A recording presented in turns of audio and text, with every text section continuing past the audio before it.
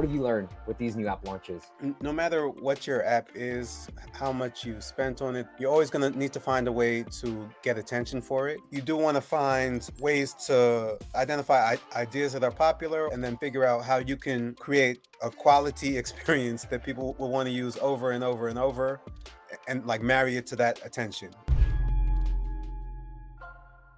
You got like 400,000 users and you took a Yeah. spin. You're like, hey, adult coloring books, but I want to do it for the Black culture. How did you approach the launch for this type of app? I just saw all those adult coloring books. I started playing around with them. I saw why they were popular. I said, okay, this is pretty chill. This is pretty relaxing. I get it. And as I'm using them, I see, okay, like there's just not a lot of Black people in them. I've seen other product categories where that's been the case and people have been able to provide a good experience like that, whether it be Black people, Hispanic people, Asian, Right. anytime somebody is underserved, they're going to be more starving for the products. I just started really small, initially there were some coloring books source codes. I bought one. I got some stock images that weren't the greatest, and we did spruce up the UI and got some nice icon, a nice UI. And the images that you see on it right now are not what we started with. They were a lot simpler, a lot less depth, but it still resonated with people, right? Yeah. People were coming into the Facebook group, people were reviewing it, people were liking it. So that convinced me, okay, I can create something better. You said focus on your paying customers. I've heard you on this podcast talk about using the hard paywall sometimes, but we'll want to make sure that everybody really likes our app, whether they're never giving you $1 or anything, right? I think anytime you introduce a paywall, you will get less traffic, less virality. Just because somebody on Instagram comes and says, hey, this app wasn't free, right? That doesn't mean you need to change your entire business strategy and never charge for anything. There are other people using the same app and they're like, hey, I paid it and I love it. I still try to provide lots of stuff for You got people. lots of free stuff. Yeah, but people will still complain. At a certain point, I do want people to subscribe and pay. Have you tested like locking up more content versus not locking up more content? I have at certain times, and Because it looks like there's a lot. yeah, I don't think that this is like strictly optimized for cash return. When I put money into ads, significantly more comes out, and that's also why I need to push it harder. But yeah, I think I could definitely lock more stuff. Here's what I've learned from others too, that in lieu of a hard paywall, locking up more content. Yeah. And my buddy Rich, he tested this and he's like, lock content is starting to be like pretty similar. Maybe here you're giving it, you can have like image of the day being the free one, and then everything else is locked. Aiden says, what marketing did you do? Paid, free, combination? Initially, I was just buying a little bit of Facebook ads, and then I would just try to make my money back. I would also promote a lot on Instagram, and I had a Facebook group, and I kind of got things going that way. I also did some like paid Instagram shout outs. One day I had done a pretty big Instagram post promotion. This page that has 10 million followers. I paid a few grand for it, and it was mediocre to me. And then I figured, rather than doing that, I can take it to Facebook where I have a little bit more control and just spread that money over a few weeks or a month. I tried TikTok as well. That worked okay. What attribution platform are you using? Because I use Revenue Cat, and then I'm using Amplitude in there. What have you found to be one of the more better performing ways of running Facebook ads? I run them off of the app's own page, so people will see the app's icon there. The creatives that I'm running right now are TikTok style videos, like short videos. Yeah.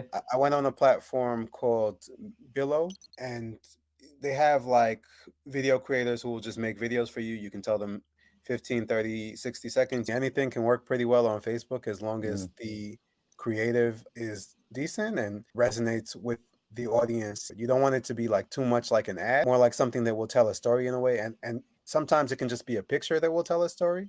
How much spend did you need to let automatic targeting work? Because we're running some ads for a client of ours on TikTok, and they recommended do automatic targeting. So maybe my campaign structure was all messed up, but we had one campaign and the one ad group was automatic targeting. One ad group was more targeted, interest-based targeting or demographic-based targeting. And we found like within the first month, like first couple of weeks, yo, the interest based and demographic targeting, my targeting was way outperforming the automatic Mm. targeting. For me, it is actually working. I don't have to spend a lot because I always start with 5, 10, $20 a day and just see, am I getting conversions? Is it paying for itself before ramping it up? Each time I ramp up spend, I'm always looking at like, okay, have I gotten some type of uplift in terms of the results I'm getting back that makes sense or not? And it's not always exactly proportional. After you get above a certain amount, there's definitely some degradation, but I still want to see I'm performing better than I was before.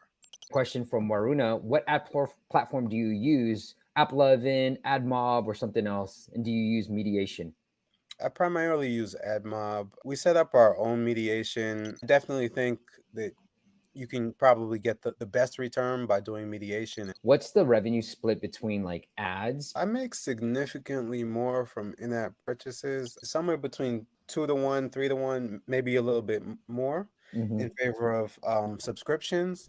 Oftentimes, the ads will pay for my ad spend. Say I'm spending $70 today, probably at least 50 or 60 of that is going to be paid for right off top by advertising, and then anything that's happening with people subscribing is going to be profit. I feel like ads also help you with your subscriptions in a way, because it's like Probably. a reminder that this is not, there's a better option out there if Yeah, you yeah, choose to, pay for it. And especially for an app like this where the spend time is going to be high, like having that ad is a no-brainer in my yeah, opinion. Jake Moore from Superwall shared 2 plans is better than one. I have definite data on that. 3 plans are yeah, better than two. And his concern was, yes, the conversion rates go up because I do feel like people want options. But secondly, you want to push people to the highest LTV plan, right? yeah, Because LTV tends to go down when you have more options as well. But right. I'm going to assume Moyo and Jared asked this question that most people, what's the split between weekly, monthly, and yearly? I'm going to assume people are either buying the weekly or the yearly. Like nobody buying monthly. You would think so, but more people buy the monthly than I would expect. I find that you always get the most purchases on wherever the free trial is at. Sometimes it's a 2 to 1 split, right? And sometimes it's a 1 to 1 split. So I think it depends on the nature of the app. I just like the ads, and I think Moyo perfectly, like what I'm making, I'm subsidizing it. Like the main Yeah, revenue model is going to be from subscription, but what I'm making from the apps allows me to pay for ads on to drive more downloads. One of my favorite campaigns to run is an app advice campaign. I've been running for 10 plus years, but the yeah, best way to run this would be to put a remove ads, if you'd like, yeah, as yeah. a non-consumable in-app purchase, make that for free for a couple of days, and then drive the downloads that way. It's because one of the things that you might want to test in terms of the monetization plan would be, maybe it's like, $3.99 to remove ads, or $4.99 just to make it Hmm. even. And then it's $5.99 a week or $29.99 per year. And then you're mixing it up so that you're almost pushing people. So the remove ads is the decoy plan, and you're pushing people to either weekly or yearly, which for you will have the highest LTV than a monthly.